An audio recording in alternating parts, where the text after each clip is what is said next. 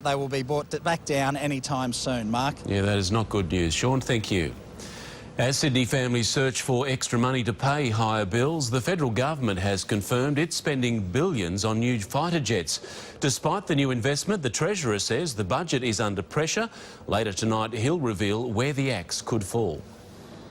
Piloting a $12 billion purchase, Tony Abbott strikes a maverick pose.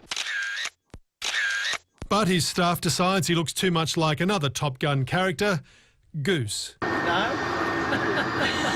Australia's already ordered 14 Joint Strike Fighters. The $12.4 billion will buy another 58 at $95 million each, the first arriving by 2018. We're confident that as time goes on, the cost per aircraft will actually reduce. These may well be the last manned fighter jets that Australia buys. But the big buy is a tough sell at a time when the government's talking big budget cuts.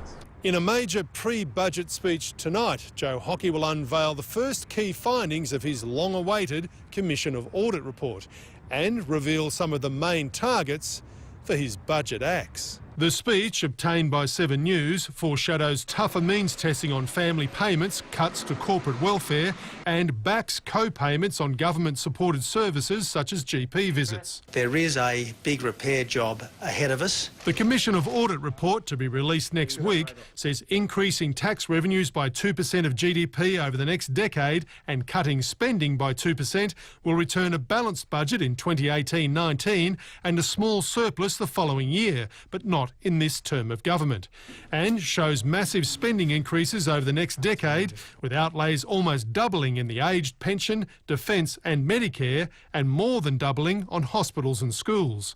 It will be a budget of long-term structural reform. And he hopes just short-term political pain. Mark Riley, 7 News. We have dramatic pictures tonight of the moment a shop attendant was threatened with a knife and a meat cleaver during a brazen robbery. It happened at a Regent's Park service station last night. It's the 4th time the young worker's life has been put at risk.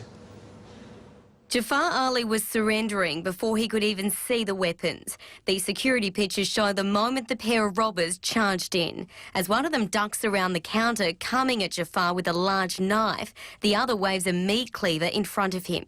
The 23-year-old attendant was forced to the floor. A knife was held to his throat. They said, like, if you make noise here, we're going to kill you because we got more type of weapons in my bag. At one point, the man in blue is holding Jafar, repeatedly threatening his life if he didn't cooperate. 30 seconds later, that's what Jafar was doing when he was violently forced to the ground again. As the seconds turned into minutes, the hold-up was interrupted. They said to the customer, don't